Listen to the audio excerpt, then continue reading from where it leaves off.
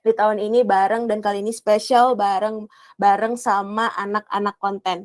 Agak sedikit berbeda dengan Nice Talk lainnya yang kita banyak ngomongin tentang hal lebih ke desain kali ya gitu. Kemudian speakernya 1-2 orang, tapi kali ini kita mendatangkan writer dari Nice to Meet You. Aslinya sih ada 5 orang sih gitu, cuman 1 orangnya ada kendala internet di domisilinya, di daerahnya.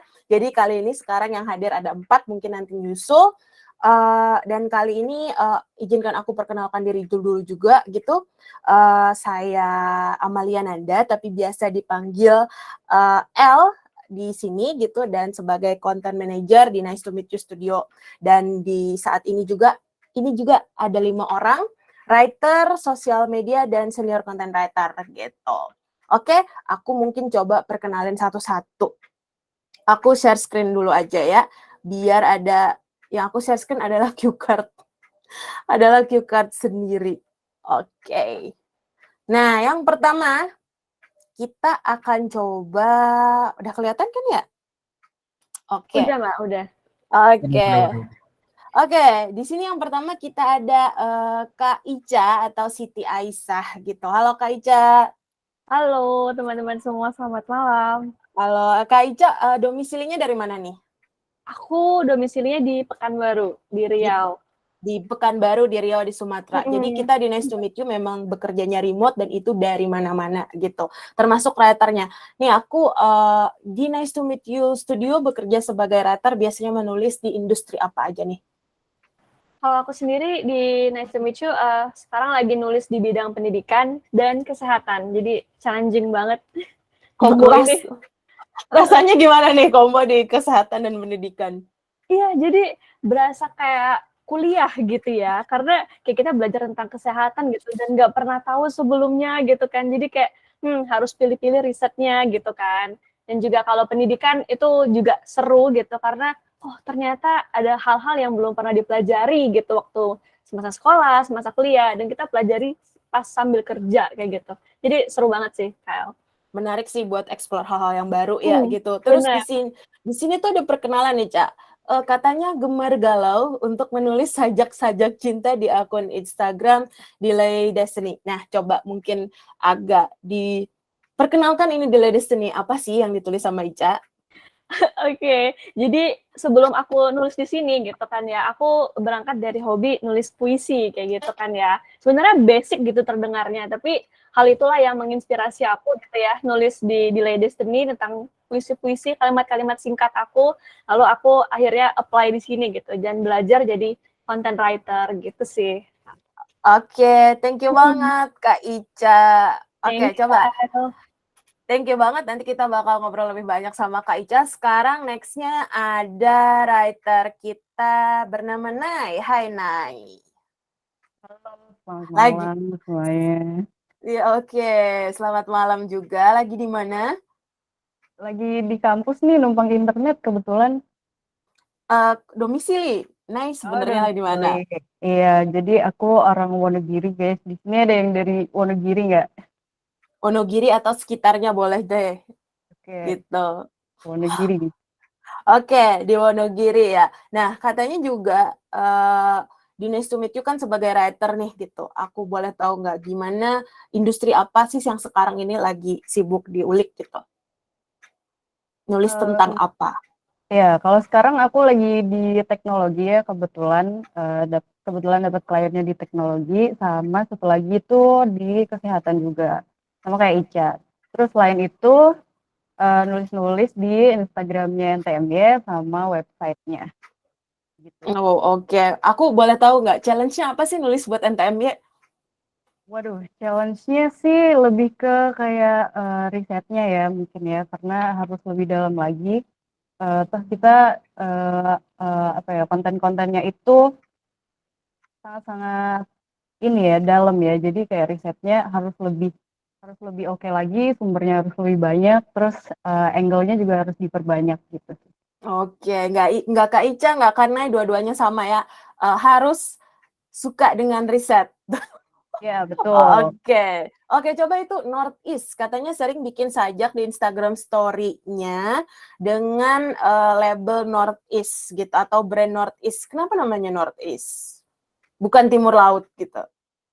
Iya, kalau di Indonesiain aneh ya, Timur Laut jadinya. Tapi ini sebenarnya nggak ada arti yang gimana-gimana gitu sih guys. Jadi kayak aku suka vibes-nya Jepang gitu. Terus karena Jepang tuh adanya di daerah utara timur gitu ya. Jadi ya udah Northeast aja gitu. Kalau di Indonesiain janganlah jadi aneh.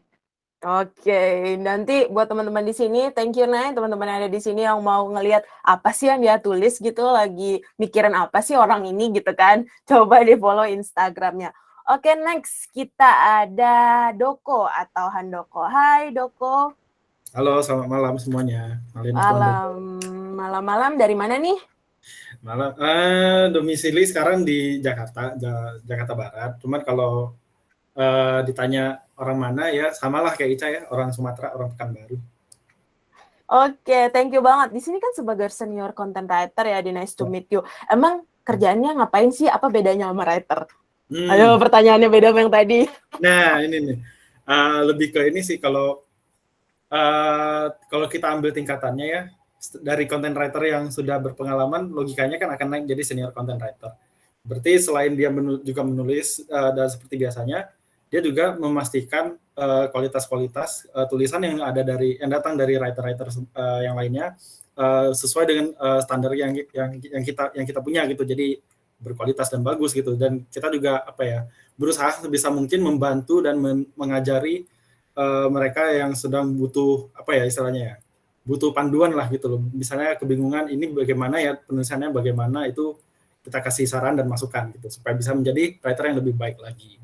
Oke, thank you Kak Doko. Nggak heran kan jadinya jadi tempat konsul anak-anak writer. Nggak cuma di masalah copywriting, tapi kadang-kadang juga di masalah kehidupan. Oke, next-nya, thank you Kak Doko. Kita akan ke Kak Zaldi. Banyak ya perkenalan kali Halo, ini. selamat malam. Halo. Dari mana Zaldi? Aku dari Bandung, lahir dan besar di Bandung sampai hari ini, tapi kuliah seperti Jatinangor.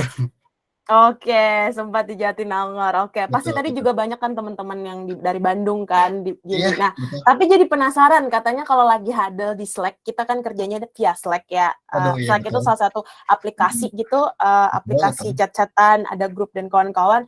Itu kalau lagi huddle suka ada raungan monster ayam. Mungkin boleh Betul. dijelaskan ini apa? Ya, ini sebenarnya adalah sebuah joke internal ya, di mana kadang-kadang rumah saya konsepnya kayak Harvest Moon gitu, banyak binatang ya. Dan ya kadang-kadang ada faktor eksternal yang tidak bisa kita kendalikan, yaitu suara raungan ayam itu gitu yang kadang-kadang masuk, tapi ya udahlah gitu, anggap aja hiburan. Betul banget. Karena kadang-kadang kita kan pakai Betul. ngobrol-ngobrol komunikasi pakai huddle ya gitu. Kadang-kadang Jadi kita butuh suasana yang naturalis gitu. Kadang-kadang ada suara ayam, burung, mungkin besok Godzilla gitu, nggak tahu kan. betul banget karena biasanya kita itu tuh pakai huddle hanya via suara gitu. Kadang-kadang Betul. suka ada background macam-macam tuh, motor lewat gitu kan, emak minta cuci piring kayak gitu-gitu tuh pasti ada, dan itu yang bikin justru kita seru dan dekat. Oke, mungkin satu jokes bapak-bapak mungkin dilempar kepada para hadirin. Ya, tidak apa-apa. Tapi sebelumnya mohon maaf kalau nggak lucu. Ini joke andalan saya ya. Kenapa pohon suka minder? Kenapa? Soalnya tuh? dia banyak daun. Wah. Oke, thank you Zaldi, nice try. Saya pamit aja ya udah ya. Yang penting udah keluar joke ya. Oke, berikutnya thank you Zaldi untuk joke-nya. Sekarang kita terakhir ke Awita yang baru aja datang nih. Hai Awita, dari mana nih, lagi di mana? Halo. Ya, sekarang domisilinya di Blora, Jawa Tengah. Di Blora, ya. Oke, sehari-hari kan kalau tadi ada writer dan senior content writer, Awita adalah sosial media spesialis, baru bergabung juga di Nice to Meet You gitu. Kerjaannya mungkin yang paling Awita suka, tapi juga sekaligus menantang apa? Pertama sih liatin analitik sosmed ya. Itu menarik gitu karena pasti berubah-ubah gitu. Terus yang paling menantang itu kalau suruh nulis di NTMY. Nah, itu menantang sekali tentunya karena kan di bidang desain gitu ya. Jadinya emang harus walaupun background-nya mungkin bukan dari desain, tapi kan harus sharing juga nih sama desainer gimana atau sama writer yang lain. Terus baca-baca juga artikel tentang desain gitu. Oke, menarik gitu ya menulis konten buat Nice to Meet You gitu. Thank you banget Awita. Hari ini juga kita bakal ngobrol-ngobrol banyak nih bersama teman-teman yang lain ya. Oke, sekian perkenalannya. Kita harus bubar nih. Ada 5 orang kali ini yang bakal jadi teman ngobrol-ngobrol kita malam ini. Oke. Nah, kemarin itu tuh kita langsung aja masuk ke sesi ngebahas tentang konten. Jadi kemarin kan waktu mendaftar masing-masing ada masukin pertanyaan kan gitu. Nah, hari ini aku sudah mencoba mengelompokkan pertanyaan-pertanyaannya. Semoga mengcover yang pengen diketahui oleh teman-teman semua gitu yang pengen kita bahas. Tapi juga kalau ada pertanyaan tambahan, silakan masukkan ke Q&A di sebelah kanan bawah Google Meet Anda. Oke, nah aku coba ya langsung tanya jawab. Nah, ini kita tuh banyak banget teman-teman yang ngomongin nih gitu kan. Gimana sih caranya proses writer atau orang-orang yang di tim konten gitu di Nice to Meet You gitu. Nah, ini banyak banget yang nanyain soal ini gitu. Ibaratnya pengen tahu nih proses dari end to end, nggak cuman sekadar via menulisnya gitu. Nah, mungkin aku boleh tanya ke Kak Ica, nggak? Silakan Kak Ica. Oke, ini flow basicnya kalau di NTMY ya, gitu. Biasanya kalau kita nulis konten gitu, mungkin kita bisa mulai dari ini ya, dari ada klien nih baru datang nih, klien baru datang, nanti biasanya akan ada kan discovery meeting dulu gitu kan ya, dimana itu nanti hanya PM, lalu akan ada onboarding. Nah, di sinilah baru kita bersama konten strategisnya gitu ya untuk menganalisis apa sih yang dibutuhkan sama klien. Nah, baru setelah itu kita biasanya atur konten kalender gitu kan. Jadi sebelum menulis kita bikin dulu nih konten kalendernya, termasuk juga kita bikin konten pilarnya kayak gitu dan disebar slot konten pilarnya di kalender itu gitu. Dan kita juga isi topik-topiknya, sumber-sumber referensi yang kita dapatkan juga diletakkan di situ ya. Kalau kita biasanya di Google Sheet gitu ngisinya. Lalu setelah itu ketika udah di-approve nih sama klien gitu kan, oh iya udah boleh nulis, nah gitu. Nah ketika kita udah boleh nulis, udah bisa nulis, nah barulah hari-hari biasanya pagi-pagi nih anak-anak konten tuh laporan dulu nih, to-do list-nya apa sih, kalian mau ngerjain apa gitu, ke content lead kita gitu, dan juga ke PM gitu kan. Kita bilang mau nulis A, mau nulis B gitu hari ini ya gitu, oke gitu kan. Jadi kita nulis, cek topiknya apa, cek konten kalendernya, kapan mau dipublish, kita masukkan, kita kerjakan di Trello, sambil kita research, sambil kita juga cari-cari sumbernya tuh mana sih yang valid gitu ya, jadi nggak bisa ngambil sembarangan gitu kan. Kalau misalnya dapat referensi dari video, kita harus cantumkan juga gitu nanti buat di referensinya, di kreditnya gitu kan ya. Baru kita tulis. Nah, setelah kita menulis, biasanya itu akan kita lapor dulu ke PM lagi gitu kan.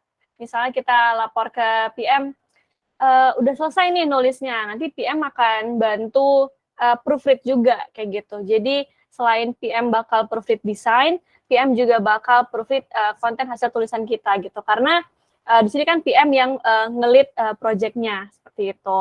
Lalu setelah kita kata PM, oke nih udah nggak ada typo, nggak ada apa gitu kan. Dan itu biasanya nanti akan di-assign ke desainer gitu kan. Ketika PM udah assign ke desainer, nah dan ketika desainer sudah selesai nih, desainnya sudah selesai, dilempar lagi ke channel, kita masih bertugas gitu untuk ngecek copy-nya gitu, copy on desainnya tuh apakah ada typo kah atau ada yang kurang sesuai sama konteks yang kita maksud kah, kayak gitu. Jadi kalau misalnya udah aman, kalau misalnya ada yang kurang, kita minta tolong desainernya revisi, kayak gitu juga. Nah, setelah udah selesai semuanya, baru deh kita PM lempar ke klien gitu. Nah, di klien juga nggak berhenti lempar klien langsung terima gitu, nggak juga gitu kan. Nanti klien juga masih pasti bakal ada feedback gitu kan. Dan biasanya sih mungkin feedbacknya agak jarang ke copy gitu ya, mungkin lebih ke desain gitu. Tapi terkadang ada nih copy bisa mempengaruhi desain itu. Misalnya kalau copy-nya kepanjangan, desainnya kepenuhan gitu kan. Jadi itu kadang kita juga harus merhatiin kayak gitu. Nanti kalau misalnya kliennya minta revisi atau apa, kita revisi, kita koordinasi lagi sama desainernya, sama PM-nya juga, baru deh nanti approve. Ya seperti itu sehari-hari. Nanti kalau udah pulang, udah sore gitu ya, jam 5 sore kan kita sudah selesai, kita lapor lagi ke content lead kita, ke PM kita, kayak gitu. Kayak, hari ini aku berhasil mengerjakan ini, kayak gitu. Jadi, rapi setiap harinya ada rutinitas itu. Gitu. Jadi, biar enak gitu kita ngerjainnya juga. Oke, thank you banget Kak Ica. Tapi memang benar ya, proses menulis di Nice to Meet You di tim konten cukup rapi ya. Jadi dari mulai laporan pagi, kira-kira dia udah tahu bakal ngerjain apa, sampai ketika malam harinya juga dia lapor lagi gitu, apa aja mungkin kendala saat itu atau apa yang harus di-follow up buat besoknya gitu. Jadi prosesnya cukup panjang dan nggak berhenti sampai dinulis doang gitu ya, tapi sampai ke selesai desainnya di-approve gitu juga sama klien buat ngejagain konteksnya. Nah, dari semua proses tuh gitu kan, pasti dong ada yang paling challenging sebenarnya buat writer gitu kan. Nah, mungkin aku boleh tanya nggak ke Nay, kira-kira dari semua proses menulis tadi, di proses writer bekerja di Nice to Meet You, apa sih sebenarnya paling challenging buat kamu? Ya, kalau yang paling challenging buat aku sih menyatukan apa ya, ide dengan persona dari brand klien itu. Jadi kayak contohnya nih, kita punya sebuah apa ya, misal ada konten viral gitu ya. Belum tentu konten ini bisa di-tap in ke klien gitu. Padahal klien suka untuk mengikuti hal-hal yang viral gitu. Jadi balik lagi kayak kita harus tahu persona brand dari klien itu seperti apa, terus preferensinya itu kayak gimana, mungkin dia suka meme, mungkin dia suka data, mungkin dia suka kalimat yang mendayu-dayu gitu ya. Jadi balik lagi itu ke kita nyocokin dengan kliennya, karena tuh at the end of the day kita tuh sebuah desain service yang memenuhi permintaan klien gitu sih. Mungkin yang paling menantang adalah risetnya. Jadi dari situ bisa kita nanti baru nentuin angle-nya, terus baru nanti nulis copy-nya gitu. Oke, bener ya. Yang paling thank you, Nay. Yang paling menantang sih mungkin tadi seperti Nay bilang juga ngomongin tentang gimana dia harus memahami klien gitu. Jadi nggak hanya product knowledge, tapi juga kliennya. At the end of the day kan sebenarnya yang punya sebagai sebuah stakeholder kan si klien gitu kan gitu. Dia yang mungkin sebenarnya memang paling tahu produknya. Tapi dalam proses itu juga pasti Nay kita juga sebagai writer jadinya harus nyocok-nyocokin gitu kan. Apakah ini keinginan klien juga bisa pas gitu sesuai dengan si product knowledge-nya gitu, pas dengan apa yang lagi tren gitu. Jadi nggak semata-mata ngikut klien aja atau semata-mata pengen menurut kita yang bagus apa aja gitu, tapi harus nemuin titik tengahnya. Nah, kira-kira tuh ada tips nggak kalau misalnya kamu nemuin titik tengahnya itu tuh kalau dari kamu sendiri kayak gimana? Nay. Mungkin kalau ini hanya bisa didapatkan dari experience ya. Jadi kayak mungkin kalau awal-awal kita baru megang suatu klien gitu, ya kita kayak berusaha memasukkan semua jenis konten ke kliennya. Tapi padahal belum tentu semua konten itu klien suka gitu dan mereka tuh approve gitu. Kan belum tentu. Nah, jadi dari situ mungkin ya kalau teman-teman di sini udah punya experience yang lebih gitu, lebih lama, misal 3 bulan, 6 bulan, itu pasti udah tahu kok nanti preferensi kliennya bakal seperti apa. Terus nanti misal kita ketemu konten yang seru gitu ya, atau misalnya konten viral gitu. Terus kayak pasti udah tahu sendiri kok nanti, oh ini bisa nih kita pakai buat konten di klien yang ini gitu. Nah itu nanti baru kita susun konsepnya seperti apa, terus baru kita lempar ke klien. Kalau dia setuju ya udah kita bikin copy-nya gitu. Oke, thank you banget. Nah, itu dia agak lika-liku ya, dan yang paling menantang dari semua proses justru ketika mencari titik tengah dengan klien gitu. Nah, Next-nya itu tuh sebenarnya ini maaf banget nih di di presentasinya nggak terlihat ternyata nggak muncul, tapi sebenarnya kita mau ngomongin tentang kolaborasi sih gitu. Tadi ketika Ica ngejelasin gitu ya prosesnya gitu, tadi aku ngedenger ada project manager, kemudian juga pastinya ada desainer gitu kan. Dan kalau sehari-harinya juga kadang nggak cuma desainer, kadang kalau lagi kita bikin video nanti sama motion designer atau video editor gitu. Terus juga ada ilustrator gitu. Nah, pertanyaan ini juga banyak ditanyakan teman-teman. Gimana sih gitu rasanya sebagai writer berkolaborasi, berkomunikasi dengan tepat dengan desainer gitu.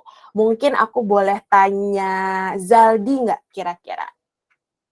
Yes, Gimana proses kolaborasi dan komunikasi kamu selama di Nice to Meet You gitu? Apa yang paling challenging gitu? Apa yang paling kamu perhatikan dalam proses itu? yang paling challenging dari proses kerjasama itu sendiri buat aku sebenarnya adalah proses komunikasinya ya. Gimana kita menerjemahkan apa yang klien mau, apa yang kita pahami, dan apa yang harus kita sampaikan ke desainer gitu. Semuanya harus clear, harus tertata, harus tersusun gitu, baik secara verbal maupun secara tulisan. Semuanya itu harus concise atau singkat, to the point, padat, dan nggak bertele-tele gitu.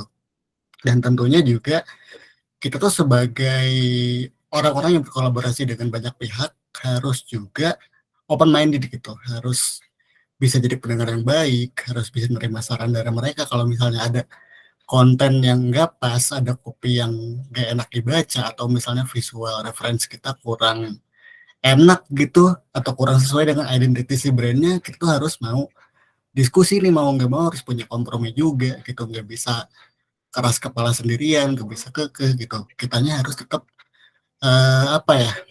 bisa kerjasama lah gitu, harus tetap kooperatif gitu sebagai manusia in general gitu sebenarnya. Eh, dan sama yang kayak tadi Nay bilang, mau nggak mau kita akan selalu trial and error untuk nemuin jalan tengahnya gitu sih. Iya, bener banget. Kalau aku agak mungkin summary gitu, berarti dari proses untuk menyampaikan konteksnya gitu ya kepada Betul, desainer. ya, konteksnya harus clear dan jangan jadi kabur gitu. Tahu nggak sih kalau misalnya kalian main games yang estafet kata gitu, misalnya dari yang awal bilangnya bebek tapi nyampainya kesannya jadi buaya, nah jangan sampai kayak gitu. Harus deskripsinya sedetail mungkin, se-clear mungkin, apa yang kalian pengen harus disampaikan, jangan miss dari goals-nya, jangan miss dari identity awalnya gitu yang pengen disampaikan seperti apa. Karena jadinya kalau salah-salah kan kita juga yang kena ya gitu. Dan maksudnya bakal jadi sesuatu yang gak enak juga buat klien, gak enak juga buat kita gitu. Dan ya mau nggak mau kita kan pengen win-win solutionnya gitu, harus se-clear mungkin lah gitu, mulus-mulus aja jalan gitu. Betul banget. Harus mulus. Iya ya, apalagi kita kalau nulis gitu kan kita juga gitu yang bikin konteksnya gitu kan, Betul, kita betul. memahami konteksnya. Jadi pastiin apa yang kita tulis itu tuh bisa diterjemahkan oleh desainer Yeah. dengan sesuai gitu. Makanya tadi Betul. dari proses yang Ica beritahu juga kita nggak sekedar nulis terus dikasih terus ditinggal Betul. gitu, tapi benar-benar ngelihat sampai produk terakhirnya gitu. Nah, kalau Iya, dari benar. bener banget sih. Nah, kalau dari Nay sendiri, itu kan juga berkolaborasi ya. Apa sebenarnya yang paling challenging atau mungkin kamu cerita deh gitu pengalaman berkolaborasi dengan desainer atau project manager gitu yang paling menantang buat kamu? Iya, mungkin ini pengalaman di internal ya, tapi tidak menutup kemungkinan bahwa cerita-cerita ini tuh bisa diaplikasikan ke eksternal gitu. Mungkin yang pertama tuh ya komunikasi tadi. Selain kita bisa berbicara ya dengan singkat, tegas dan padat gitu. Karena kita remote, jadi kita harus cepat tanggap gitu. Kayak kalau kamu nggak bilang kamu sedang ada masalah, kita nggak bakal tahu gitu. Jadi misalnya nih dia ada satu desainer yang slow respon gitu. Ternyata internet dia tuh mati, tapi dia nggak bilang gitu. Jadi gimana kita tahu kalau dia nggak bilang gitu. Betul. Terus mungkin gini sih, kita tuh harus berani menyuarakan pendapat ya. Walaupun itu tuh beda sama yang dipikirkan orang lain gitu. Yang penting Betul. kita bersuara dulu, baru kita nanti bisa kompromi gitu. Hmm. Terus apa ya? Ini mungkin ya kita tuh manusia gitu, tidak menutup kesalahan bahwa kita tuh melakukan kita tuh melakukan kesalahan gitu. Jadi Betul, kayak human error lah ya. ya kita salah tuh wajar banget gitu. Jadi ya marilah berkomunikasi dengan hati ke hati, Betul, dengan tapi jangan yang empati. hati. Ya gitu. Terus apa ya? Kalau ada feedback negatif jangan terlalu dimasukin hati atau ini kerjaan. Tapi yang penting kalau salah ya minta maaf. Udah gitu aja. Betul. Oke, ini kayak ngerangkum seluruh miskomunikasi antara writer dan pihak lain gak sih? Betul, betul, Iya betul. betul. Sama aku mau nambahin dikit juga dong, tadi ada yang kelewat dikit. Untuk meminimalisir human error, pastikan kalian ngecek apa yang kalian tulis atau apa yang kalian desain itu beberapa kali gitu. Selalu cek and recheck, dan terutama kalau buat tulisan nih, yang ini aku baru formulanya baru ketemu juga, try to read it out loud gitu. Coba baca dengan suara lantang, pakai suara gitu. Terus kayak suarain aja ini udah enak belum ya dibaca gitu, udah sesuai belum sih dibacanya, atau misalnya ada kata-kata yang ganjel yang harus ditambahin dikurangin. Itu akan membantu banget supaya gimana tulisan kalian lebih enak dibacanya sih, lebih gampang dinikmatin, lebih enak dicerna gitu, mulus gitu pokoknya mah, gitu sih. Oke, thank you banget sih buat tanggapannya, karena memang pertama komunikasi itu nomor 1, jadi se-clear dan se-transparan mungkin, kemudian juga mau menerima masukan gitu, dan pastiin juga sih sebelum kita mulai kasih ke orang lain, tulisan kita tuh emang udah yang terbaik dari kita gitu. Betul ya.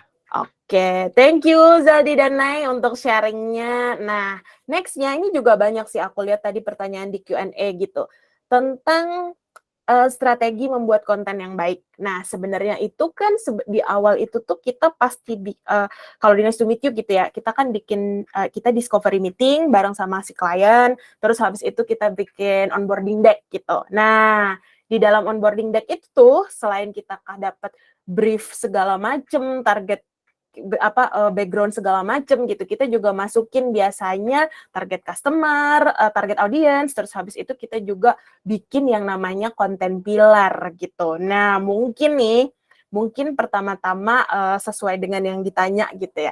Sebenarnya itu tuh kayak gimana sih cara bikin konten pilar, dan apa itu konten pilar? Mungkin silakan Kak Doko.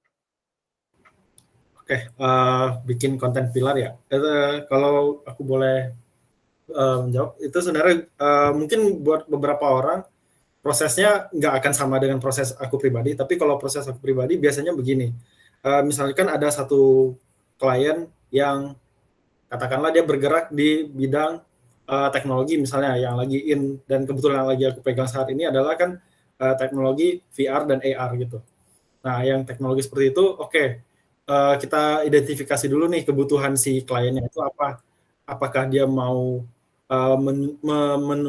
menunjukkan hasil karyanya atau portofolionya di dalam konten-kontennya, atau ingin menunjukkan bahwa ya udah sekedar ngasih tahu aja, oh kita nih jago banget loh di bidang ini, atau mungkin keduanya gitu. Jadi kayak kita harus tentukan dulu apa yang mereka mau, apa kebutuhannya, terus kita jabarkan tuh, pokoknya tulis aja dulu semuanya tipe-tipe konten seperti apa yang bisa kita hasilkan nantinya.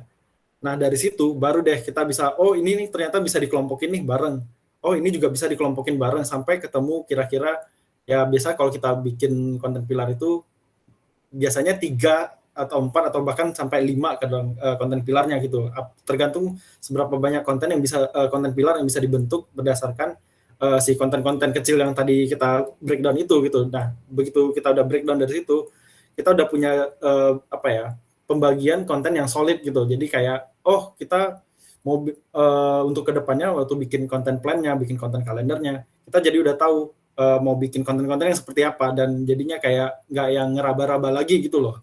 Jadi akan memudahkan banget prosesnya begitu. Oke, thank you banget. Tapi kalau kita ngomongin konten pilar nih, berarti memang seberapa penting sih gitu? Seberapa pentingnya konten pilar ini untuk akhirnya kita bikin konten gitu sehari-hari gitu. Nah, mungkin boleh nggak Ica diceritakan sharing nih? Seberapa penting konten pilar? Sebenarnya konten pilar itu kan yang namanya konten pilar gitu. Jadi kayak semacam ya panduan gitu untuk kita anak-anak konten bikin tulisan gitu ataupun bikin konten in general kayak gitu kan ya. Jadi kenapa penting gitu? Karena kalau misalnya kita nulis konten tuh nggak tahu tujuannya tuh ini tuh untuk apa gitu. Misalnya kan ada yang konten untuk informasi general, ada yang mungkin mau bikin fun fact atau ada yang mau naikin tentang servisnya kayak gitu. Nah, itu perlu kita kelompokkan ke dalam konten pilarnya seperti itu sehingga nanti ketika kita mau nulis di konten kalender gitu kan kita mau naruh gitu di kalender misalnya minggu depan aku mau bahas tentang servis tentang trivia atau udah gitu engagement yang biasa gitu ya biar interaksi ke audiens gitu kan. Nah, itu juga itu penting gitu. Jadi kita bisa tahu dari awal sebelum kita nulis gitu kita udah ada gambaran ke depannya apa yang mau kita tulis gitu dan kita jadi bisa menyesuaikan tone of voice kontennya gitu kan. Misalnya mau mungkin untuk engagement ke audiens bisa lebih playful gitu ya bahasanya atau misalnya nanti mau ngomongin produk, ngomongin service lebih serius gitu ya tone of voice-nya gitu. Jadi pokoknya konten pilar tuh sepenting itu guys kayak gitu untuk membantu kita ngarahin nulis. Seperti itu. Bener banget sih, thank you banget buat Ica dan Doko. Soalnya part ini juga suka agak sering terlewat gitu ya tentang konten pilar gitu. Nah, mungkin aku agak sedikit mention juga konten pilar kadang-kadang nggak harus saklek banget kayak 1 tahun konten pilarnya gitu aja, bisa dievaluasi sesuai keperluan. Kemudian ada yang nanya, define the audience for our content gitu. Nah, mungkin yang bagian ini aku agak sedikit jawab kali ya, karena untuk menentukan target audience itu adalah part dari kita itu tuh sebenarnya mengevaluasi dari target marketnya dia dan bisnis dan brandnya secara keseluruhan gitu. Jadi nggak merely content only gitu, terus ditebak audiensnya kira-kira siapa, nggak kayak gitu. Tapi justru dari bisnisnya, dari brandnya, dari produknya, nah turunan-turunan tadi, terus habis itu masuk juga ke channelnya gitu kan. Turunan-turunan tadi itu akan sangat menentukan audiens apa yang akan kita tuju gitu. Dan biasanya kalau di konten kadang-kadang apalagi untuk yang awal-awal gitu ya belum banyak data yang kita punya, kadang-kadang masih suka agak sedikit miss gitu kan. Apakah benar nih audiens yang tepat gitu. Sehingga kadang-kadang kita perlu untuk mencoba beberapa bulan, misalnya 3 bulan, 2 atau 3 bulan gitu dengan yang kita tentukan gitu, kemudian kita evaluasi gitu. Siapa tahu ternyata apakah target konten kita udah sesuai nggak sama target audiens kita gitu. Atau jangan-jangan justru kita yang dari awal salah menempatkan siapa target audiens kita gitu. Jadi penting banget buat terus mengevaluasi konten pilar dan strateginya gitu. Oke, next-nya kita coba cek. Ada tadi kalau kita ngomongin tentang konten pilar gitu ya. Sekarang kita ngomongin tentang penjadwalan kontennya. Kalau di kita biasanya juga disebut dengan konten kalender ya gitu. Nah, mungkin aku boleh nanya nggak ke Ica gitu. Nah, dari Ica sendiri kayak gimana sih biasanya nyusun konten kalender gitu? Mungkin prosesnya dari Ica gitu. Dan tips-tips agar konten kalendernya ciamik. Oke, jadi untuk bikin konten kalender gitu ya berdasarkan pengalaman aku selama ini dan juga yang aku pelajari gitu ya. Jadi sebelum bikin konten kalender, tentunya tadi ya kita udah tentuin konten pilarnya apa kayak gitu. Jadi kalau aku biasanya bikin konten kalender tuh di Google Sheets gitu ya. Jadi udah ada semacam kalender gitu ya, bentuk kalender biasa gitu ya di sel-selnya. Lalu kita jabarin nih kan kita mau konten pilarnya apa, ada 4 misalnya gitu kan. Nah nanti itu disebar gitu kan ya di konten kalendernya gitu. Misalnya minggu pertama aku mau tulis ada 3 konten gitu kan, dan itu disesuaikan porsinya kayak gitu. Dan juga biasanya kita harus mindful ya gitu. Mindfulnya gimana? Karena ketika kita menulis konten, kan nanti kan akan didesain gitu ya untuk desainer gitu. Jadi ini tergantung kliennya sih ya. Cuma biasanya kalau aku gitu, aku selalu bikin jarak gitu. Jadi misalnya hari Senin, hari Rabu, hari Jumat gitu. Itulah 3 konten pertama di minggu itu gitu misalnya.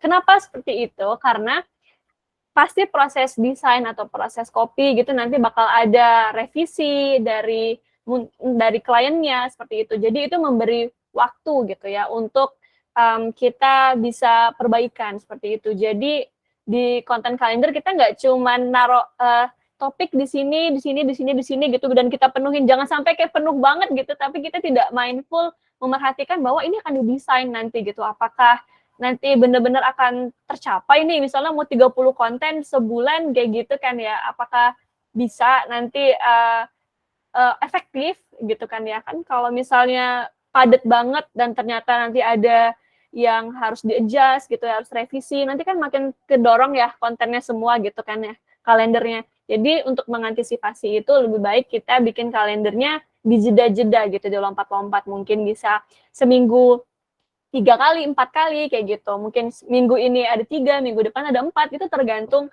kebutuhan gitu dan juga tergantung kliennya nanti pengennya gimana gitu kan. Misalnya dia pengen minggu ini banyakin up tentang service dong kayak gitu kan, tentang produknya mereka gitu kan. Ya itu kita nggak mungkin kita taruh semuanya minggu itu tentang service mereka gitu.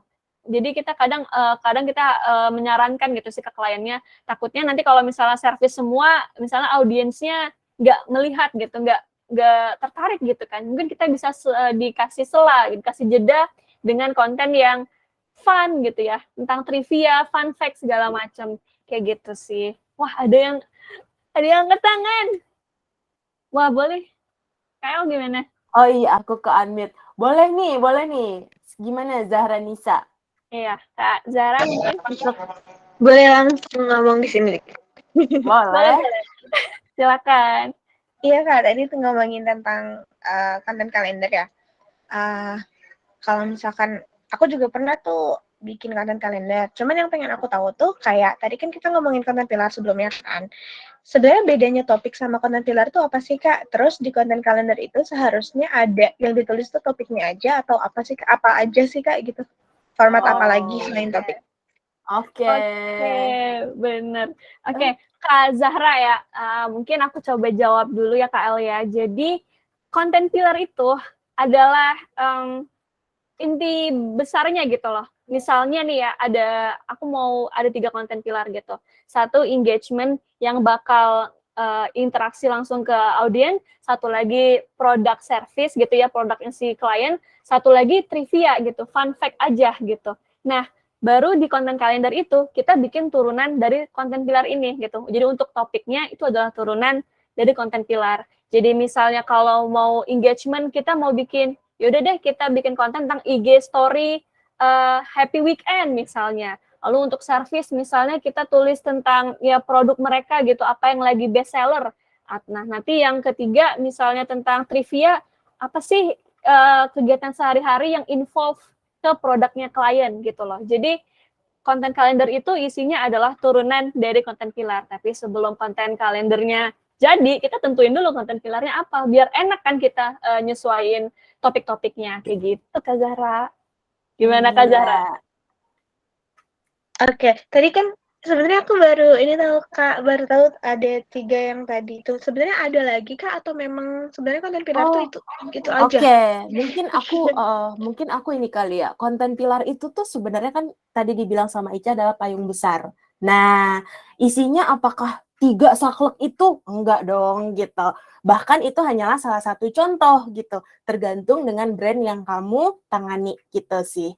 Jadi kalau ditanya nih, konten pilar itu tuh adalah payung besar, tapi apakah dia saklek 3 doang jumlahnya dan apakah benar-benar dikategorikan seperti tadi? Enggak juga Zahra gitu. Jadi bisa banget disesuaikan dengan kebutuhan dari brandnya gitu. Tapi biasanya sih pasti ada part yang itu sih, mana nih konten pilar engagement gitu. Nah nanti baru turunannya, barulah yang lebih spesifiknya lagi gitu. Dari Zahra ada kira-kira gimana nih dari konten pilar dan konten kalender?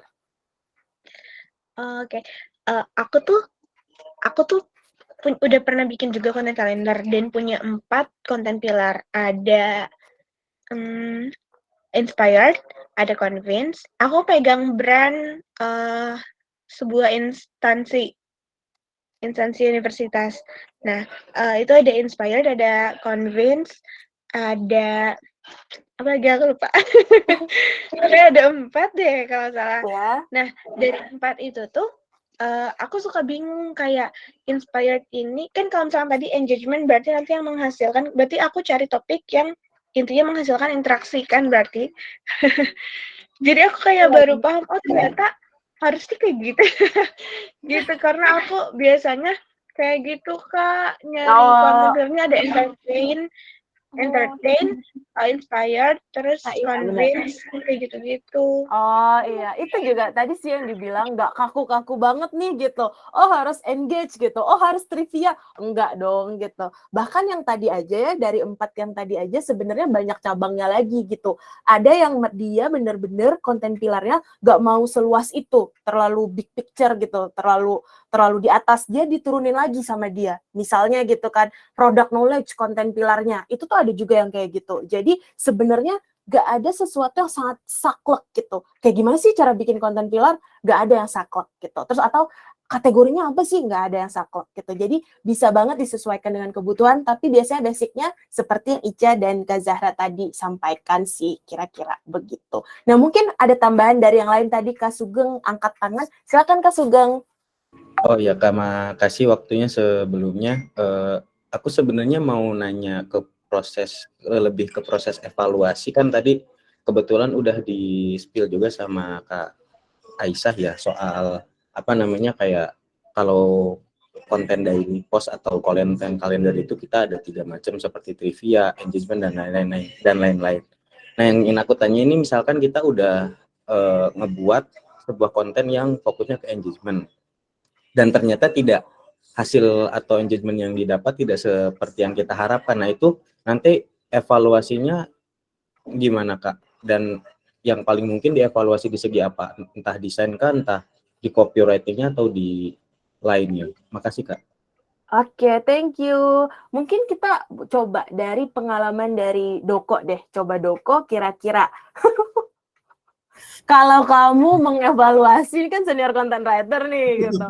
Ada konten konten di bawah konten pilar engagement, taunya nggak ke engage. Gimana sih cara kamu evaluasi, dan ada tips-tips dan trik-triknya nggak? Apa yang harus kita lakukan? Apa ya? Kalau aku biasanya mengevaluasi ini ya.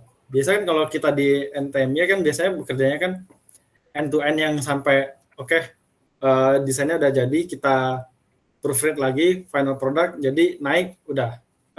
Sisanya itu kan biasanya ini ya, yang mengecek hasil engagement rate dan segala macamnya, analytics-nya itu kan biasanya kan Awita ya sebagai sosmed spesialis. Jadi aku sejujurnya kurang bisa menilai kalau soal hal itu. Cuman kalau boleh aku menebak gitu ya, make an educated guess gitu.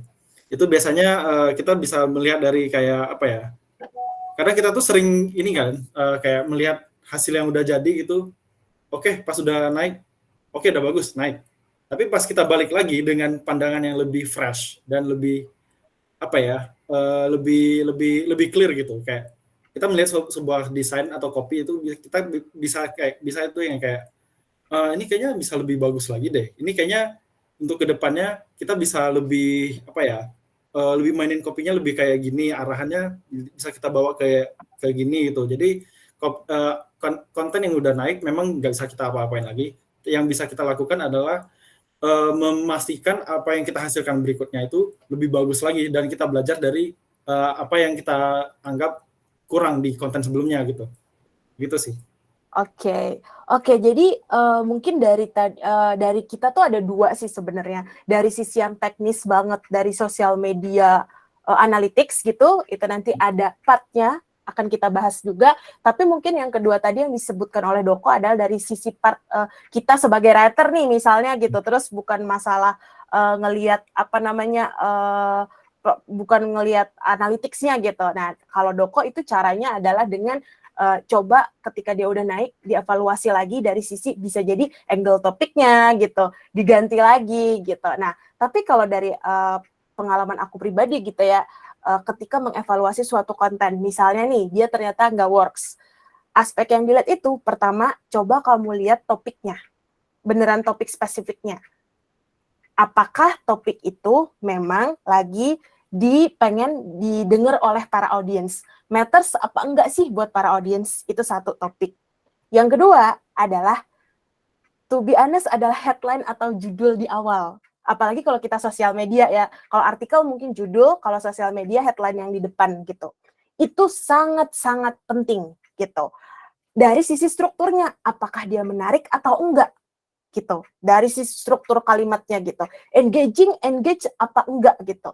Play up, dan kira-kira dua ini sebenarnya dari topik dan dari struktur itu adalah basicnya banget lah kalau kita sebagai writer gitu. Tapi kalau mau lebih jauh lagi gitu ya, to be honest, kalau tadi kata Ica, kita ngomongin sampai ke desain gitu ya, itu juga sampai ngelihat ke keterbacaan gitu. Kalau kita mau benar-benar lebih jauh lagi gitu, keterbacaan atau kemunculan dia di sosial media. Nah, kalau itu barulah masuk ke ranah yang benar-benar sangat spesifik di sosial media, di bagian algoritma dan kawan-kawan. Nanti juga akan dibahas, itu juga banyak yang nanya sih gitu. Nah, kira-kira gitu. Nah, mungkin tambahan lagi ada writer yang lain mungkin mau nambahin gimana sih kalau kalian misalnya tracknya ketika mengevaluasi ternyata kurang ke engage nih gitu.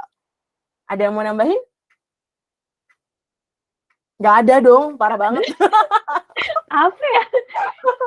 Oh, sama satu lagi, aku lupa. Satunya lagi format. Karena kadang-kadang format yang engagement itu tuh kan apakah dia bertanya atau apakah dia share sesuatu yang kontroversial gitu. Jadi atau jangan-jangan formatnya malah dari awal kita cuman kita cuman ngasih statement doang, informasi, tapi sebenarnya tuh nggak nanya ke audiens, nggak nanya pendapat dia juga gitu kan. Nah, jangan-jangan juga interaktif itu. gitu ya. Benar, nggak interaktif juga gitu copywriting-nya.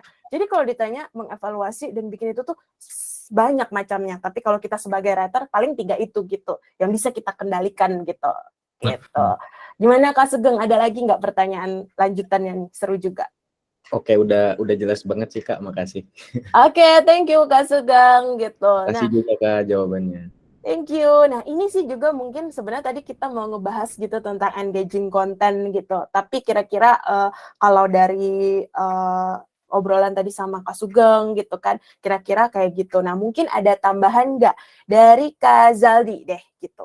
Kalau kamu sendiri gitu untuk bikin konten yang menarik, kayak gimana sih? Gitu. Oke, aku punya beberapa key takeaway sih. Yang pertama adalah memperbanyak referensi, bisa dari mana aja, tidak harus sesuatu yang serius.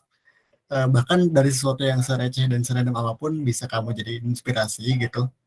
Mau itu film, buku, atau bahkan anime mungkin. Kalau emang kontennya related, boleh itu jadi referensi gitu. Terus juga tadi berkaitan dengan headline, kaitannya adalah memperkaya diksi-diksi gitu. Referensi kata-kata, terus pilihan judul yang menarik gitu, dan gimana ya caranya supaya kita fleksibel gitu dalam nulis. Kadang bisa formal, bisa kasual, bisa mungkin bercanda juga, bisa playful gitu. Kalian harus bisa versatile di situ gitu. Ya banyakin nyari varian kata-kata dari meaning yang serupa gitu. Terus juga yang lainnya adalah memanfaatkan clickbait dengan baik gitu. Jadi sebenarnya ada clickbait yang positif selama itu tidak cuma mengandalkan kontroversi gitu, tapi emang tujuannya buat mancing gitu kan, buat engage aja ya. Sah-sah aja sebenarnya untuk bikin konten yang clickbait selama isinya ternyata beneran informatif dan bermanfaat gitu. Terus formula yang paling ultimate sebenarnya buat aku seenggaknya itu adalah poinnya ada 2 sebenarnya di yang terakhir ini. Bikinlah konten yang sebenarnya insightful gitu, yang ketika audiens kita udah baca tuh mereka dapat sesuatu yang baru gitu, mereka dapat informasi, dapat edukasi yang baru gitu. Bikin seedukatif mungkin, seinformatif mungkin, ataupun kalau misalnya kamu nggak bisa bikin konten yang insightful, minimal itu menarik buat dibaca gitu. Kayak yang sebenarnya ini informasinya udah banyak dibahas di mana-mana gitu, dan si angle-nya itu aja gitu ya, nggak masalah. Tapi yang penting gimana caranya biar kesannya beda dan enak dibaca sih. Gitu. Terus juga banyak eksplorasi perspektif sih. Katakanlah misalnya kita mau ngebahas kripto atau finansial atau resesi dan segala macam, itu kan banyak tuh udah ngebahas, wah Indonesia resesi misalnya. Nah kita coba cari angle yang berbeda yang sebenarnya belum banyak dibahas sama orang lain gitu.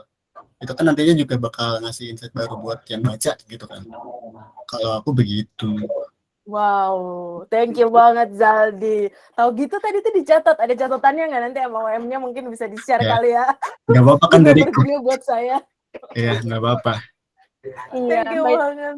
by the way ini KL ada yang nanya nih, kita bakal recordingnya akan dikirim ke YouTube, nanti di-upload ke YouTube. Jadi tenang aja Kak, kalau misalnya ada yang sinyalnya kurang-kurang malam ini, memang semuanya lagi seperti itu gitu ya. Betul. Tapi Wah, nanti saya masuk ke YouTube. insya Allah nanti bakal ada di YouTube-nya Nice to Meet You Studio. Iya. Right. Oke, Ditunggu thank aja. you banget Ica informasinya. Nah, berikutnya nih sebenarnya udah masuk ke ranah yang agak, tadi aku lihat banyak yang tertarik sama sosial media in teknis ya gitu juga. Nah, Betul banget, Mas. mumpung ada Wita nih, ini pertanyaannya dari tadi sama sebenarnya. Cara menilai konten sukses baik dan enggak sama standar sosial media. Nah, mungkin dari pertanyaan ini dulu deh. Coba tolong Awita, silakan. Gimana caranya menilai sebuah konten itu sukses atau baik ya? Sebenarnya ini tuh bisa dilihat dari dua sisi gitu ya. Kayak dari sisi yang pertama pasti dari pembuat kontennya dong. Terus sisi yang lain tuh dari sisi audiens gitu. Sebagai orang yang nikmatin konten kita gitu. Kalau dari sisi pembuat konten yang bagus itu bisa dipastikan saat produksinya gitu. Jadi kita benar-benar memperhatikan kualitasnya, mulai dari topiknya dan pembahasannya, terus relevansinya sama target audiens itu udah pas atau belum sih gitu. Terus copywriting-nya sampai di desainnya. Tadi mungkin udah sempat di-spill. Nah, ini yang kita pastikan gitu dari sisi si pembuat kontennya gitu. Karena di sini di proses ini tuh kolaborasi. Kita butuh kolaborasi tim gitu dan butuh komunikasi yang bagus juga. Makanya di sini kita perlu menjaga supaya kualitas ini tuh terjaga gitu. Terus kalau dari sisi penikmat kontennya gitu ya atau audiens, ini tuh bisa kita lihat gimana mereka bereaksi atas konten yang kita publish gitu. Karena kan ketika sudah dibikin konten kalender, udah dibikin tulisannya, kita publish dong di platform medsos yang kita punya gitu. Nah, caranya buat tahu kalau itu kontennya bagus atau berhasil, kita lihat reaksinya mereka. Yang paling sering kelihatan sih biasanya dari gimana apakah konten kita tuh disukain apa enggak gitu. Misalnya dilihat dari like-nya atau komennya, atau bisa juga kayak konten kita ini apa namanya di-save apa enggak gitu. Kalau misalnya di-save kan, oh berarti ini relate nih sama mereka, atau emang konten kita ini ada value-nya gitu yang bisa dibaca ulang gitu. Makanya mereka willing untuk save konten kita. Nah, kalau dari sisi audiens ini sebenarnya bisa juga dilihat dari evaluasi yang kita lihat dari analitiknya ini. Jadi ke KPI-nya itu kayak gimana gitu, dan ini turunannya tuh sebenarnya banyak banget gitu. Tapi secara singkat ya itu tadi dari dilihat dari kita sisi pembuat kontennya, terus nanti dilihat dari sisi audiensnya gimana bereaksi terhadap konten kita gitu. Oke, komprehensif banget ya. Apalagi tadi thank you banget Awita. Ada dua sisi nih. Yang pertama, sisi yang kalau memang dia ada di tergantung channel yang kamu pakai, kamu lihat aja insight sama analitiknya. Tapi sebenarnya kemudian dievaluasi kan gitu. Tapi sebenarnya ada satu sisi yang jarang kita bahas gitu. Karena di dunia yang sangat crowded ini gitu, kita selalu bahas insight dan analitik ya. Tapi satu sisi ini jarang kita bahas. Kitanya sebagai penulis, kalau misalnya itu channelnya kitanya udah benar-benar sungguh-sungguh dan seneng nggak sama apa yang kita tulis gitu. Nah, di part sini yang mungkin bisa jadi salah satu juga bahan pertimbangan gitu. Dan lihat dari sisi nggak cuma dari audiens, dari sisi kitanya juga bener nggak udah tepat ngasihnya yang terbaik buat audiens gitu. Nah, kira-kira itu. Nah, mungkin ini pertanyaan terakhir yang aku ambil dari forum ya gitu, yaitu tentang sebelum nanti aku coba buka Q&A dari teman-teman yang ada di sini gitu. Q&A yang langsung lagi gitu.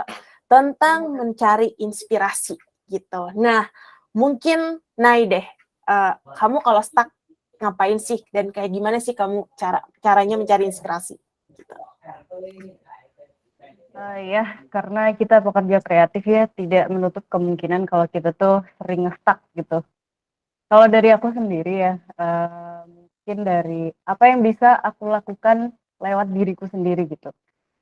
Kalau menurutku referensi itu bisa dari semua bentuk gitu. Jadi kita bisa cari ide gitu lewat buku, lewat artikel, video, film, kayak yang dibilang Zaldi tadi, bahkan anime pun bisa gitu loh.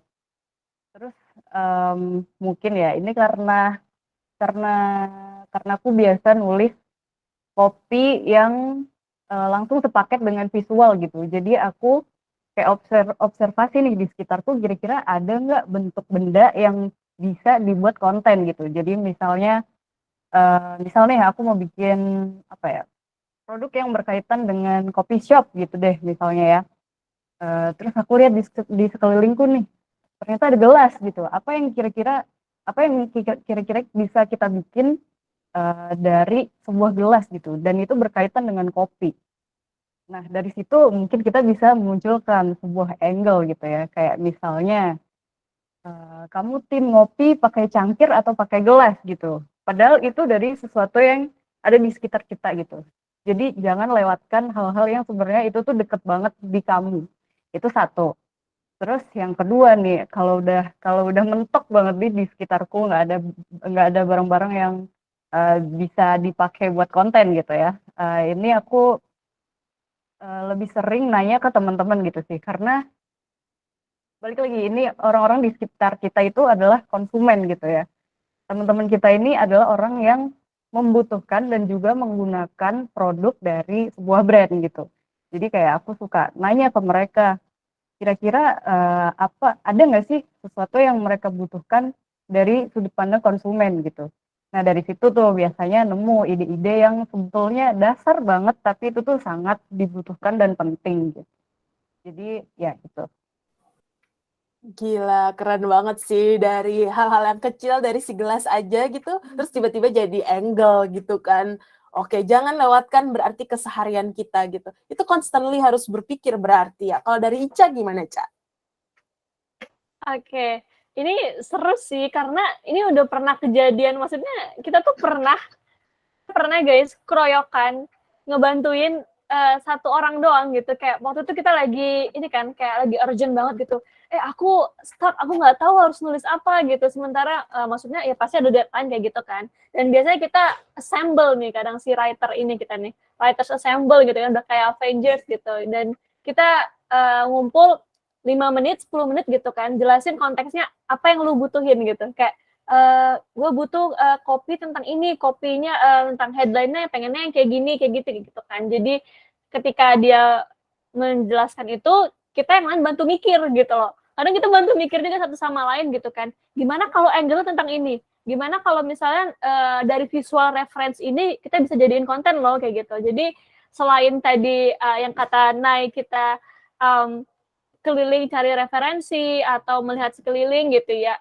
tapi kita punya teman-teman juga gitu loh, ya kita bisa bantu yang bisa bantu kita buat cari referensi juga gitu sebenarnya, karena setiap orang itu punya otaknya berbeda-beda gitu kan ya, jadi idenya juga pasti akan berbeda gitu, dan itu seru sih ketika yaudah kita saling bantu aja, itu nggak apa-apa kok gitu loh, dan nggak yang sampai kayak mengganggu atau gimana, enggak. Jadi selama as long as we got each other gitu ya, jadi ya udah tanya aja gitu, kayak kita diskusi aja, lu butuh apa sini biar kita bantuin kayak gitu sih. Oke, thank you banget tuh. Kalau stuck guys, kalian exercise sendirian gak dapet, panggil temen. Betul. Itu betul banget. Friend Coba. ya guys ya. Iya, kalau friend, panggil temen. Walaupun dia nggak paham-paham banget, cuman ngobrol sama dia aja, kamu sebenarnya tuh jadi terpaksa berpikir, bukan gitu. Dan siapa tahu celutukan-celutukan dia memberi inspirasi. Kalau Doko kayak gimana? Oke. Biasanya kalau aku selain menambahkan dari punya Ica tadi ya, yang manggil teman dan saling nyeletuk yang bisa dibilang biarpun celetukannya sebenarnya kosong dan mungkin tidak ada artinya, tapi tidak ada sebenarnya ide yang kosong itu. Ide yang jelek itu nggak ada. Lempar aja ide apapun yang ada, itu nanti kalau kita lagi lingkungannya keadaannya sedang brainstorming, itu ide yang tadinya kosong itu, yang mungkin mentah banget itu bisa dibentuk jadi sesuatu yang sangat solid dan bisa dibentuk jadi mungkin bisa aja jadi kayak konten viral berikutnya gitu. Kita nggak ada yang tahu gitu, karena ide yang tidak disampaikan adalah ide yang terbuang, ide yang sia-sia terbuang gitu loh. Itu sih. Gila, asik banget. Thank you banget. Itu dia pertanyaan terakhir yang aku ambil dari forum. Sebelum kita masuk ke langsung lempar lagi, mungkin boleh lah ya sekitar 15 atau 20 menit nanti kita buka sesi Q&A. Kita foto bareng dulu deh. Gimana? Boleh. Enggak, terakhir ya. Sekarang Kenapa foto tiba-tiba di barengnya. tengah-tengah? Iya, Kaget biar banget. kayak Wah, intermezzo suka-suka gitu. moderator rame. nih. Biar rame. Biar Biar rame. rame. Ayo. Plot twist Aku di akan tengah-tengah, gila banget. Iya, mungkin Ayo dong, teman-teman di teman-teman. sini kalau bisa on cam boleh ya, boleh banget. Aku tunggu 5 detik, 5, 4, hai Iki. Wah, kenapa Ya. Iki nih asik banget on Yuk, cam-nya. 5 detik buat pasang ring light 3. dulu. Buat pasang ring light. pasang Terima kasih tripod. buat teman-teman yang udah mau Iya. on cam, tapi kalau nggak bisa juga nggak apa-apa, mungkin lagi di jalan ya. Hai Kalau Kak nggak bisa, Ayu, jangan cantik dipaksain, sekali guys. senyumnya Halo. Kak Ayu hari ini. Gitu. Thank you banget buat kakak-kakak di sini. Aku 3. Aku foto ya. 1, 2, sebentar, maaf. 1, 2, 3.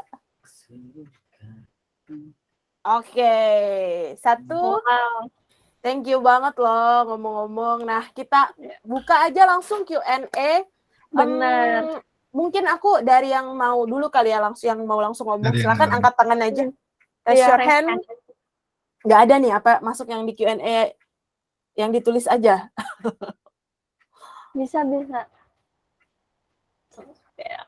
Nggak ada nih, nggak ada ya. Langsung ya berarti. Oke, kalau langsung berarti ada pertanyaan-pertanyaan yang cukup kontroversial. Pertama tentang ChatGPT.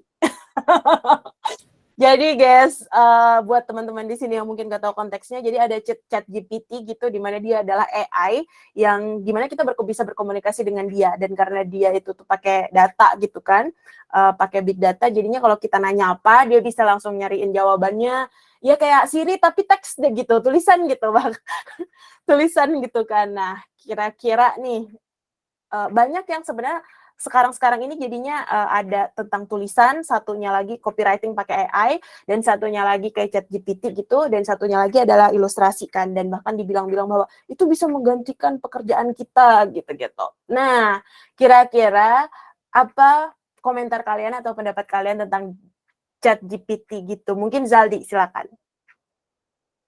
Udah ketebak ya, langsung ditunjuk duluan. Oke, gini. Opini soal ChatGPT, aku pernah mendengar opini dari salah satu senior di NTM. Kalau nggak salah kata Ko Erwin ya. Sejatinya kalian jangan takut bahwa kalian akan tergantikan oleh teknologi ya. Karena yang namanya AI itu dia cuma bisa gather data gitu. Dia cuma bisa mengumpulkan informasi, tapi sebenarnya setidaknya mereka belum, kalaupun memang bisa, bukannya tidak bisa, tapi mungkin mereka belum bisa mampu berpikir secara kreatif gitu, karena pada akhirnya yang mampu meramu itu semua adalah otak manusia gitu. Jadi ya gimana pun jangan insecure sama AI gitu, tetap berpikir kreatif dengan kemampuan kalian. Bahkan tadi mungkin kalau ada yang baca komen Ko Erwin ya, ketika ada jokes apa tuh tadi yang kenapa pohon suka minder karena dia banyak daun, itu kan AI kan nggak bisa bikin jokes kayak gitu ya, belum ya seenggaknya kalian nggak usah takut karena AI belum bisa bikin jokes ya, atau belum bisa bikin plesetan buat copywriting gitu ya. Pede aja dulu lah, usaha trial and error gitu, nggak usah takut-takut banget. Waspada boleh, belajar boleh, atau nyari informasi dari ChatGPT juga boleh kalau udah mentok. Kadang-kadang ya namanya juga usaha nyari topik ya gitu, nggak apa-apa belajar. Yang penting jangan biarkan itu take over ke kreatifan kita semua gitu sih. Gila, keren banget nih. Ada Boy Ralph, kantorku udah siap-siap suprek open AI. Kayak gimana tuh? Mungkin Boy Ralph mau cerita nggak? Halo. Halo. Halo. Ini Mas Boy Ralph, nih langganan ya Mbak, selalu setiap Night Talk ada nih. Ikut terus. Iya bener. Iya.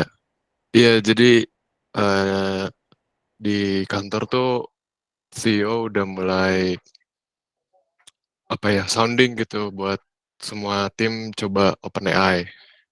Mostly buat yang copywriting sih emang, karena kan buat kebutuhan komunikasi, sending email ke klien. Karena selama ini emang rada jadi bukan penghalang, kayak agak mandek di situ karena kan multinational company ya, dan nggak semuanya good in English gitu. Jadi buat penyelamatnya kemarin pada nyobain tuh OpenAI. Ya mereka CEO sih bilangnya dicoba 3 bulan pertama. Jadi bulan Desember itu kayak familiar. Pokoknya semua ditunjukin tuh satu-satu. Lo harus coba OpenAI gitu. Nah, terus di Januari mungkin udah mulai kayak bikin sistem, dan kalau memang selama Januari itu terbukti works, Februari udah mulai kickstart tuh. Tapi mostly baru internal sih, internal communication sama sending emails gitu-gitu aja sih. Ujung-ujungnya yang nulis prompt-nya kan tetap orang ya. Jadi kalau yang nulis prompt-nya kacrut juga ya welcome lah. Selamat menyambut hasil AI yang terasa botnya. Bener Gitu sih. banget. Bener Ujung-ujungnya banget, thank you gimana banget. pinternya kita aja sih, yang Iya. ngatur-ngaturnya kan. Betul. Bener banget Kak Boy. Itu juga sih kemarin kita juga bahasnya itu. Yang nulis, mereka kan bisa generate output gitu kan. Tapi kan yang bikin inputnya itu tuh kita gitu. Nah, kalau joknya naik gimana? Kalau manusia bisa bikin input tapi outputnya belum tentu kalau lagi stuck gitu ya. Jadi kita sebagai manusia bener banget kalau kata Boy, pada ujung-ujungnya nulis prompt-nya, yang nulis yang input juga kita gitu. Nah, Betul. cuman lebih kayak gitu sih. Kalau misalnya suatu saat menjadi lebih advance gitu, kayak wah gimana nih nasib penulis atau mungkin pekerjaan lainnya, ilustrator dan kawan-kawan, pada ujung-ujungnya pertama mereka untuk develop gitu juga butuh yang namanya satu waktu, duanya kalaupun mereka waktunya eksponensial, kitanya juga jangan stuck gitu-gitu aja gitu. Jangan mau jadi tukang gambar doang, tukang desain doang, atau tukang tulis doang gitu, atau tukang ketik doang gitu kalau programmer kan. Betul. Tapi kan kita berpikir gitu. Nah, kita berpikirnya juga harus mesti evolve dong gitu. Jadi nggak di sanalah celah-celah kita gitu untuk akhirnya bukannya bersaing ya sama mereka, tapi justru AI itu tuh harus menjadi tools buat kita gitu. Jangan sampai kita jadi sama-sama jadi tools gitu kan. Iya. Kita yang justru harus gimana caranya memanfaatkan AI ini sebagai opportunity untuk pekerjaan kita. Apalagi writer luas banget kan gitu Jadi pekerjaannya. kayak kita yang mengendalikan teknologi ya, bukan kita yang dikendalikan oleh teknologi gitu sih bijak. Benar, iya. Jangan, walaupun nanti ada yang ada distopia gitu loh, kenapa jadi marah ke sana gitu kan. Kan banyak tuh kalau di anime-anime topik-topik distopia. Kalian belum hidup di zaman Terminator, guys. Selalu. Gitu, High level kayak thinking nggak gitu. kegantiin sama AI kok. Iya, Iya, benar, iya. itu dia. Jadi thinkingnya yang mungkin bisa harus kita Betul. asah. Ada lagi nggak yang mau Gitu. nanya-nanya? Kok kita jadi seru banget ngomongin Gak ChatGPT apa-apa. dan Tidak AI? apa-apa. Iya. Kita ganti aja jadi AI talk kali ya. Oke, nextnya ini juga agak sedikit bukan kontroversial sih, banyak juga sih yang nanya gitu. Gimana sih cara memadukan konten yang idealis plus kemauan klien gitu? Apalagi kita yang kerja di agensi gitu. Nah, mungkin bisa Doko nggak? Kalau Doko gimana? Ini idealis soalnya dia. Sebenarnya kalau idealis apa nggak idealis, sebenarnya kan balik ke apa ya yang tadi sempat kita bahas. Yang bayar kita tuh adalah kan klien. Mereka yang punya kebutuhan. Kita memprovide solution dan jasa untuk memenuhi kebutuhan mereka gitu. Tapi ya bukan berarti kita juga harus benar-benar mentah-mentah mengikuti apa yang dimauin klien gitu. Kita juga bisa jadi berperan sebagai konsultan di mana kita bisa mengarahkan klien untuk bilang kayak kayaknya lebih bagus begini deh gitu loh. Kayaknya lebih bagus kayak gini daripada serta-merta mengikuti kemauan klien gitu. Tapi kalau memang ternyata setelah kita pandang secara objektif kayak memang kayaknya yang dimau klien kayak memang gini lebih bagus deh, lebih masuk dengan objektifnya. Ya udah nggak apa-apa, kita go with it gitu loh. Karena pada akhirnya apa yang kita tulis itu tidak semuanya harus selalu kita lekatkan dengan diri kita atau kepribadian kita gitu loh. Karena ya bukannya gimana ya, cuman jumlah konten yang kita produksi setiap harinya atau dalam setiap harinya aja deh, mungkin katakanlah 10 konten kita yang kita produksi dalam sehari. Itu dalam sebulan berapa? Udah berapa itu? 20 kali 10. 200. Semuanya mau dibikin sendiri. Enggak lah, bagi-bagi dong. Lepas dikit nggak apa-apa lah gitu. Bener banget sih itu, apalagi kita di agensi gitu kan yang tektokannya sama klien itu adalah stakeholder gitu kan, dimana mereka yang punya produk, mereka yang punya kepentingan gitu, dan bener banget apa yang dikatain Doko, nggak semua yang harus kita tulis itu dilekatkan sama diri kita gitu. Kalau aku dulu tuh belajarnya adalah tulisan pertama adalah yang bener-bener aku sungguh-sungguh menurut aku yang paling the best deh. Tapi once itu sudah dibaca oleh klien dan klien punya feedback, aku coba untuk tidak ter-attach dengan konten itu, dengan tulisan itu gitu. Karena ketika dikasih feedback sama klien, itu sudah menjadi juga part of kepentingan klien gitu kan. Dia juga punya visi atau objektif yang mungkin kita nggak tahu gitu, lebih dalam dia gitu. Nah, di situ kita harus tahu letak komprominya. Dan di situ juga mungkin pertanyaan dari Kak Dimas Kurnia tentang mempengaruhi ideation kalian atau enggak gitu masa depan konten Instagram itu. Karena kalau di Nice to Meet You kan konten Instagram gitu. Sebenarnya kita nggak ada idealisme harus bikin konten Instagram sih, nggak sama sekali gitu. Tapi justru kita sebenarnya juga merambah ke lain juga, ke video juga gitu.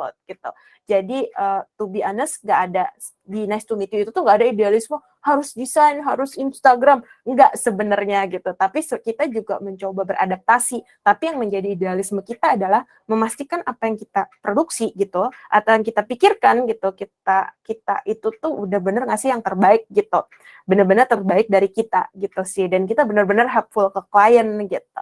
Bener banget itu Kak Boy Ralph, highly attached when working on it, tapi bisa detach gitu. Oke, tadi baru aja nih, ada pertanyaan dari Kak Aditya. Saya Aditya, maaf tadi mana ya pertanyaannya menghilang. Narasumber ada di chat nih Mbak, ada di chat. Oke, narasumber metode terbaik buat bisnis B2B. Oke, bisnis B2B, mungkin boleh naik, silakan.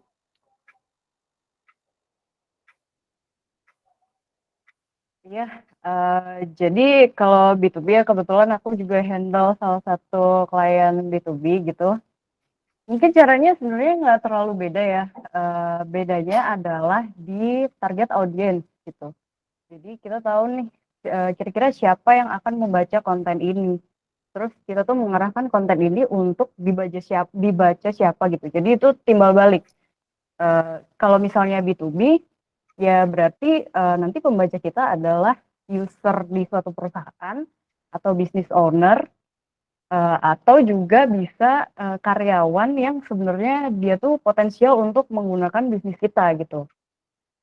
Jadi kalau dari prosesnya sendiri sih nggak jauh beda ya dari B2C.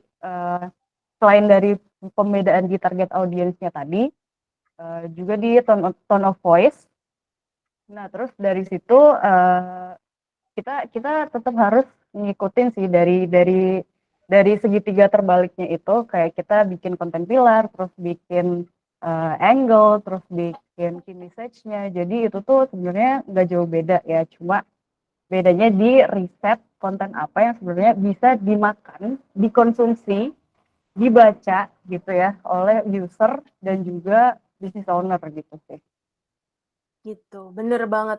Itu banyak banget pertanyaan soal B2B. Kenapa orang-orang konten gitu, penulis konten pada kalau B2B bikin konten B2B heboh gitu. Wah, gimana nih susah gitu kan. Padahal balik lagi kan, basicnya kan ke target audience. Nah, Betul. oke, ketika kita udah tahu target audience-nya, problemnya adalah, benarkah kita benar-benar mengenal audience kita? Yang kadang-kadang kita sebagai penulis nggak bergerak di bidang itu langsung, kita nggak paham gitu kan. Sebenarnya tuh baliknya adalah ke riset, guys, gitu kan. Kenapa itu jadi sulit? Karena kita nggak memahami si audiens kita gitu. Nah, cara carinya gimana? Nggak ada cara lain selain benar-benar riset, googling, atau cari temen yang benar-benar, atau bahkan ikut webinar yang benar-benar sesuai dengan bidangnya. Itu sih sebenarnya yang bikin kita sulit kan, aku nggak paham jadi nggak bisa nulis ini konten buat B2B gitu. Padahal benar-benar karena kita ngerasa ya kita nggak tahu aja apa yang mereka lakukan gitu. Cobalah untuk memperluas dan mempertajam riset kita masing-masing gitu ketika masuk ke sana gitu. Nah itu thank you banget untuk Nay jawabannya untuk B2B tadi gitu. Kalau ada pertanyaan lanjutan soal B2B silakan. Nah, ini yang tadi Kak Sugeng, paling ini aku mungkin pertanyaan terakhir kali ya, udah 921 Wita di sini, aku di Banjarmasin. Gimana cara untuk split konten ke beberapa platform? Mungkin aku di sini aku yang akan jawab. Sebenarnya tuh dari dulu, dari tahun 2009 apa 2013, itu ada yang namanya repurpose konten. Gitu. Jadi reuse, recycle konten kita.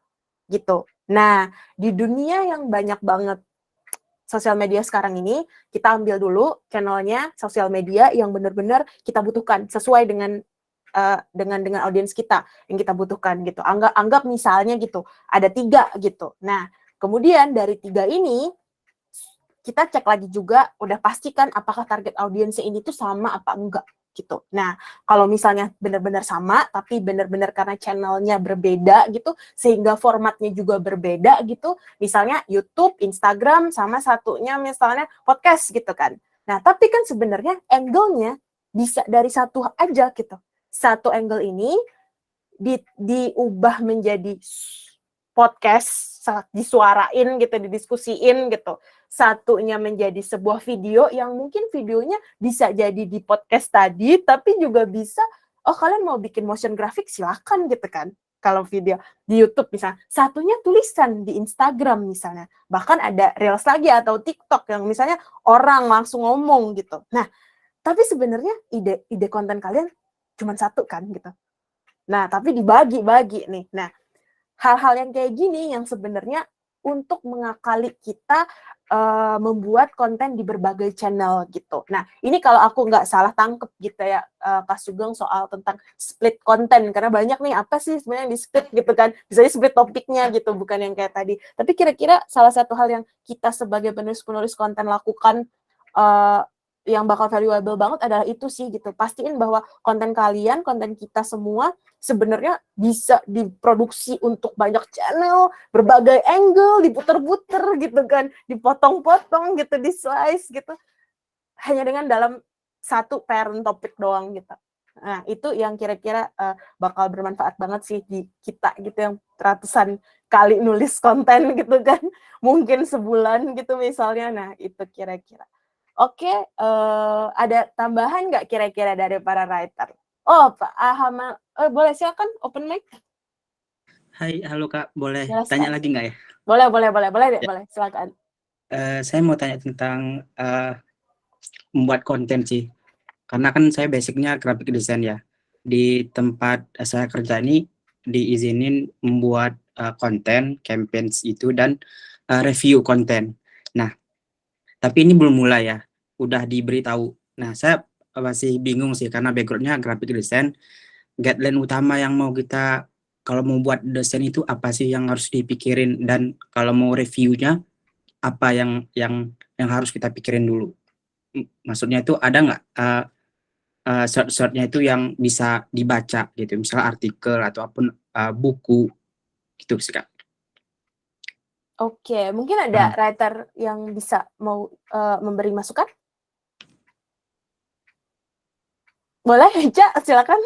Oke, mungkin tadi maaf Mas agak boleh diulang pertanyaannya. Ya. Ini lebih ke tadi. Guideline membuat sebuah konten. Nah, kebetulan di startup saya itu tentang startup para wisata. Dan diizinin juga untuk mereview konten-konten yang udah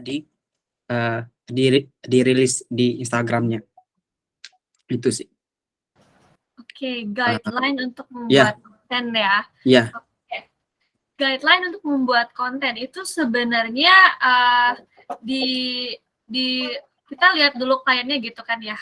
Kliennya ini industrinya apa kayak gitu, dan biasanya industrinya tuh identik dengan elemen-elemen apa nih kayak gitu kan ya. Misalnya kalau pendidikan, misalnya sebuah akun Instagram sekolah ya, misalnya kayak gitu. Nah, akun Instagram sekolah, gimana sih biar kita bisa bikin guideline kontennya si sekolah ini menarik gitu ya, atau udah pas kayak gitu ya.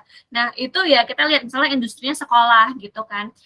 Kita tentukan lagi tadi kan, dia audiensnya siapa nih yang mau lihat gitu. Apakah hanya untuk anak sekolahnya, atau mungkin ada orang tua yang mungkin nanti mau mencari sekolah ke sekolah itu gitu kan itu juga bisa ya. Jadi kita lihat dulu industri si kliennya gitu, industri akunnya kayak gitu kan ya, dan kita lihat target audiensnya, lalu baru kita jabarkan. Kalau tadi sih aku tuh andalannya konten pilar gitu ya, kalau aku sih andalannya. Jadi karena dengan konten pilar itu kita bisa bikin variasi banyak konten kayak gitu kan, dan kita juga bisa sesuaikan gitu. Misalnya mau bikin konten hari ini untuk yang anak sekolah, atau nanti besok untuk orang tua kayak gitu sih. Jadi dan nanti karena intisari kontennya itu si konten pilarnya udah ditentukan, penjabarannya udah ditentukan gitu kan ya, topik-topiknya itu juga bisa membantu desain gitu. Desain juga teman-teman desainer juga bisa melihat gitu kayak aku punya gambaran nih gitu kan. Jadi memang content writer, pokoknya ya content creator itu juga bisa berkomunikasi erat gitu dengan desainernya. Itu sih kalau dari mungkin tips dari aku kalau Masnya mau bikin konten guideline gitu, pertama itu cari dulu referensi akun-akun gitu, misalnya akun Instagram gitu ya, konten yang diinginkan gitu. Nah, tentunya cari referensinya juga sesuai dengan target audiensnya dulu ya, kira-kira yang dibutuhkan sama brandnya target audiensnya apa gitu. Tadi kan industrinya pariwisata, oke, industri pariwisata, tapi kan banyak kan, apa dia backpackeran gitu, atau dia resort gitu, high end gitu kan, beda kan. Nah, jadi cari referensinya berdasarkan itu. Nah, dari semua referensi dikumpulin, semua referensinya yang tadi sesuai, baru mulai dikategoriin tuh. Apa aja sih orang-orang di luaran sana kira-kira dikategoriin kayak apakah mereka ada foto pemandangan, terus yang satunya misalnya itinerary gitu dituliskan gitu. Nah, baru dari semua referensi kategoriin dan akhirnya menjadi konten pilar nantinya. Nah, itu sih kira-kira tips dari aku kalau memulai, gue harus mulai dari mana nih gitu untuk membuat guideline ini. Gitu kira-kira Kak Hadi. Thank you banget mungkin juga karena di sini sudah 928. Thank you banget buat teman-teman. Wah, ada lagi. Boleh nggak, Cak? Satu lagi, Cak? Atau gimana? Boleh. Sekalian nanti abis ini aku ada mau sedikit surprise nih kayak gitu. Oh gitu. Oke. Boleh. Ada mau ngasih tahu sesuatu gitu. Jadi boleh mungkin Kak Nike ya? Habis Kak Nike nanti kita ke Ica. Silakan Kak Nike. Halo, malam semua. Malam. Maaf ya, ini tadi setelah Kak Nanda sharing nih soal referensi tadi ya. Oke Kak, jadi kan untuk mengetahui ini ya, target market kita kan harus nyari referensi itu. Nah, seringkali nih saya sendiri ya, kok mencari referensi itu akhirnya jadi lupa waktu. Jadi akhirnya jujur banyak waktu yang terbuang untuk proses referensi itu.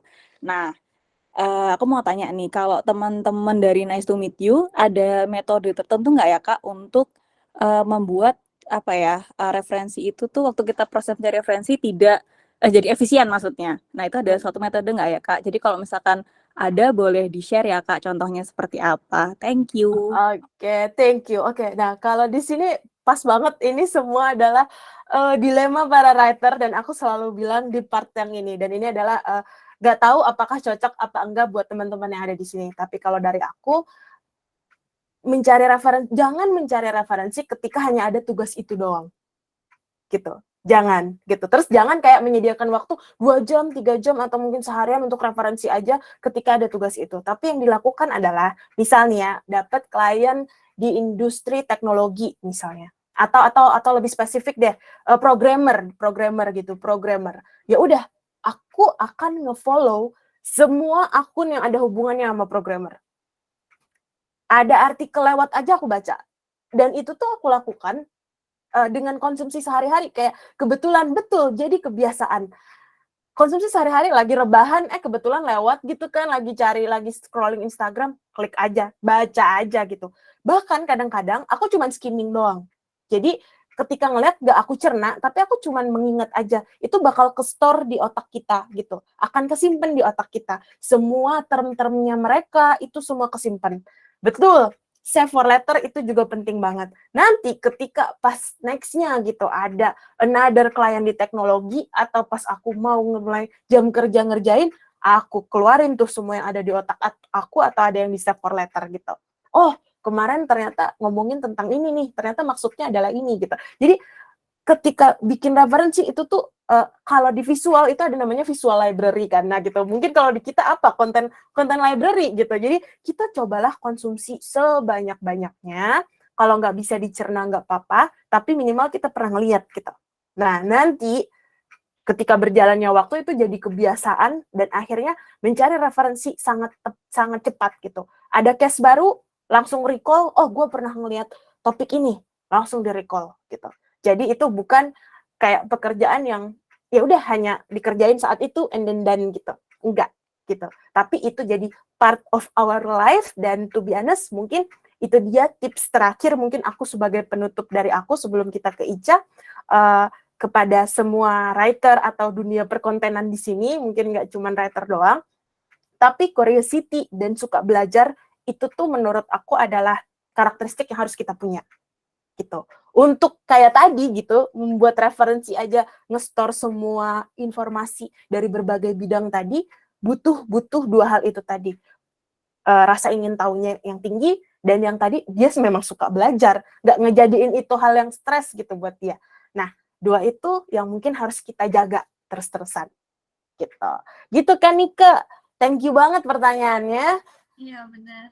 Aku boleh nanyain nggak Mbak dikit? Boleh dong, silakan Buat Ica. Kanike, iya mungkin kalau misalnya Kanike punya teman-teman sesama writer juga, kayak kita tuh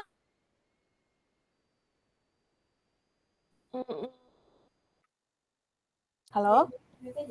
Putus yang kayaknya. nggak ada di kalau di sini NMY, kita bikin grup gitu ya di Iya, itu Instagram. nge-freeze barusan. Bisa nge-freeze ya?